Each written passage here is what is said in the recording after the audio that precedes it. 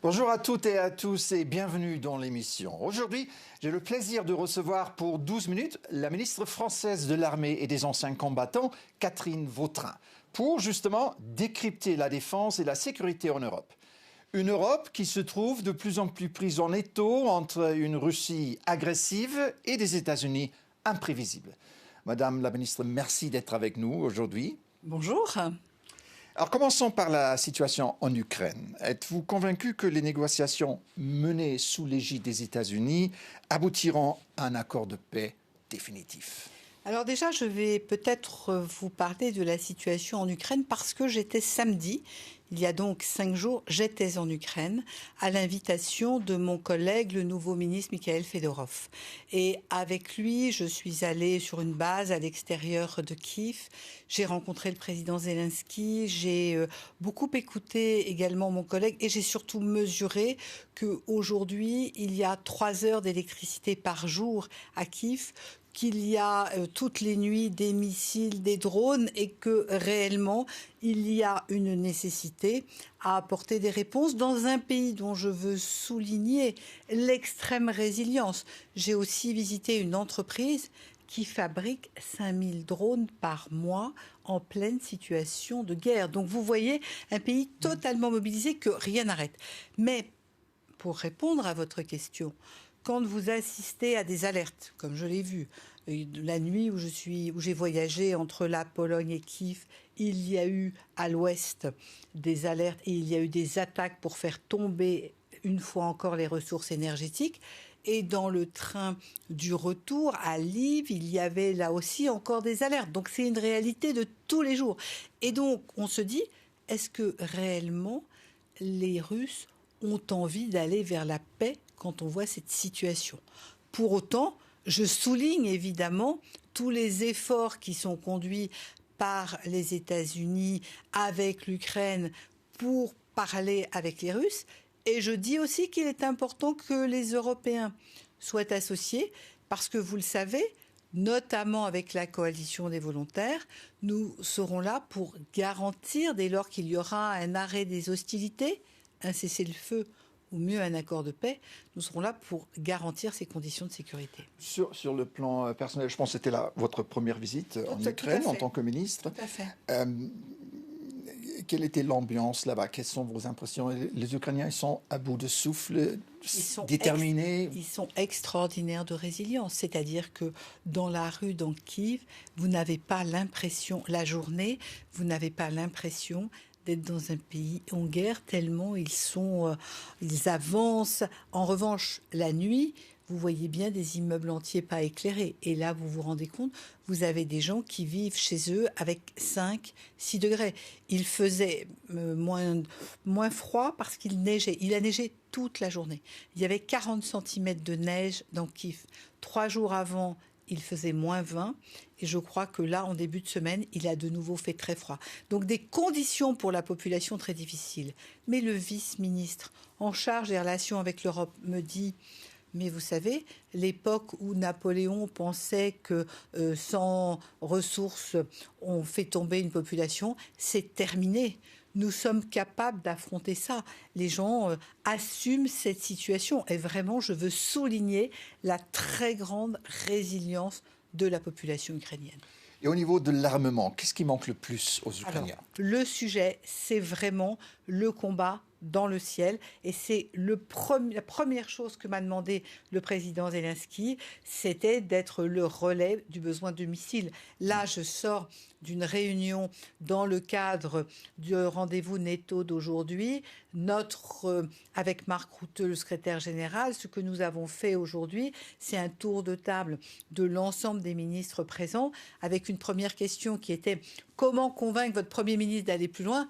Alors moi, mon Premier ministre, c'est l'ancien ministre de la Défense, Sébastien Lecornu. Donc autant vous dire qu'il connaît les sujets.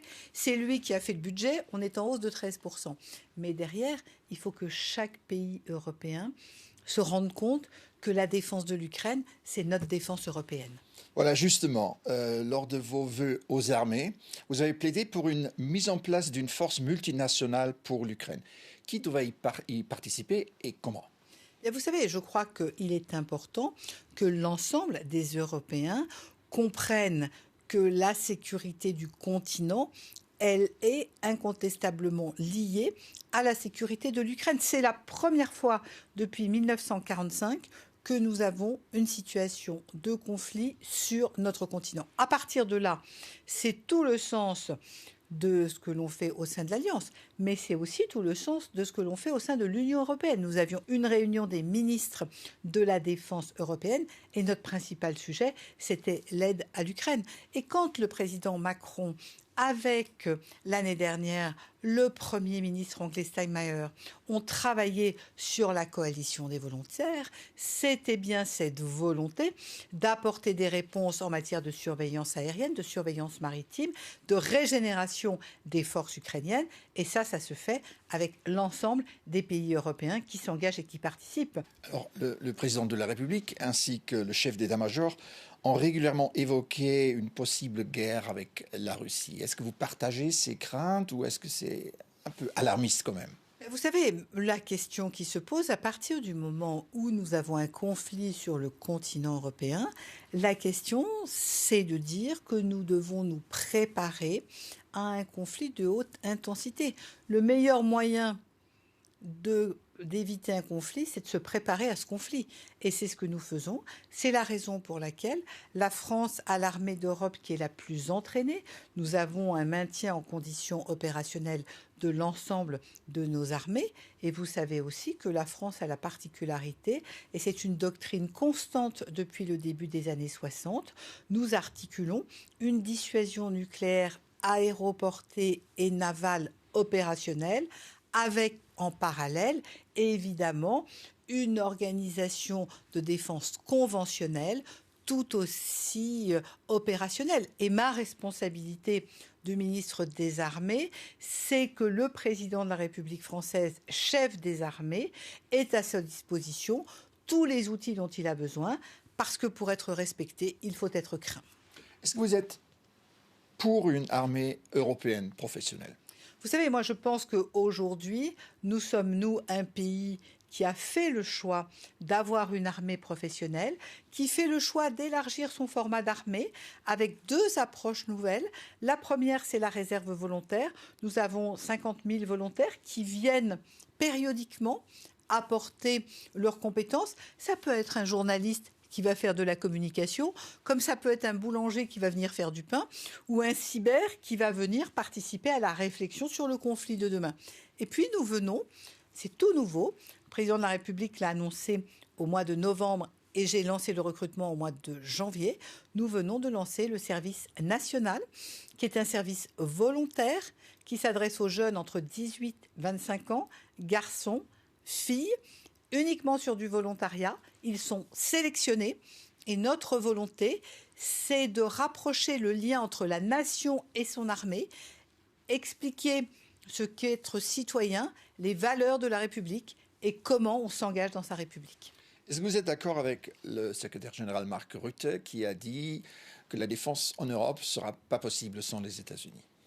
Moi, je crois que ce qui est important, c'est que, incontestablement, l'Europe porte sa sécurité. C'est ce à quoi nous invitent les États-Unis. Pour autant, les États-Unis sont nos alliés. Notre histoire en France avec les États-Unis, elle a 250 ans. Donc nous sommes d'abord des alliés, pas toujours totalement alignés, mais en aucun cas des alliés, et des alliés qui ont capacité à travailler ensemble. Alors, on a beaucoup parlé récemment en Europe du moteur franco-allemand qui est au ralenti à peu près. Et au niveau d'armement, le sujet qui fâche, c'est le fameux SCAF, le système de combat aérien du futur, projet phare de la défense européenne. Alors récemment, le président Macron a dit que le projet n'est pas mort, mais il ne semble pas très vivant non plus. Alors, où en est ? Il y a d'abord Exactement. Il y a un sujet extrêmement intéressant qui est ce qu'ont voulu à l'époque la chancelière et le président Macron, qui était cette idée finalement du cloud de combat. Et vous voyez, on revient sur cette notion que finalement un des enjeux majeurs, c'est le ciel. À partir de là, il y a plusieurs piliers dans ce projet. Et s'il y a un sujet qui pose effectivement des difficultés, c'est le sujet du porteur, sur lequel il y a, au moment où nous nous parlons, des difficultés entre les industriels sur ce porteur, les uns estimant qu'il y a un secret industriel fort, les autres considérant qu'il y a nécessité à pouvoir partager un certain nombre de données. Ça, c'est le sujet autour du porteur. Derrière, il y a un travail qui se fait autour du cloud de combat, où là, les industriels ont trouvé les voies et les moyens de travailler ensemble. Notre responsabilité, ma responsabilité, comme celle de mon collègue et ami Boris Pistorius, c'est de regarder comment nous pouvons avancer, parce que moi, la certitude que j'ai, c'est qu'on a besoin d'avancer sur demain une réponse en matière de cloud de combat. Comment mieux organiser la défense en Europe sans les États-Unis? Alors, on a beaucoup parlé sur la position de Donald Trump. Est-ce qu'il va abandonner l'OTAN? Est-ce qu'il va se retirer ou affaiblir sa position au sein de l'OTAN? Quel est votre sentiment? Vous savez, ce matin, M. Colby était parmi nos travaux. Son discours ce matin n'a pas été de nous dire qu'il partait. Son discours a été plutôt de nous dire qu'il y a une nécessité que les Européens prennent la responsabilité première de leur défense et que les États-Unis seraient à leur côté. Ce qui veut donc dire que nous avons en responsabilité à assurer notre défense, ce qui n'empêche que les États-Unis peuvent encore être à nos côtés dès lors que nous montrons notre volonté à porter cette organisation de la défense européenne. Donc je crois que vraiment, ma conclusion de ces 2 jours, c'est vraiment de dire message reçu et nous sommes en train de travailler sur le sujet. Belle conclusion, Madame la Ministre. Merci beaucoup de nous avoir rejoints. Merci pour votre accueil.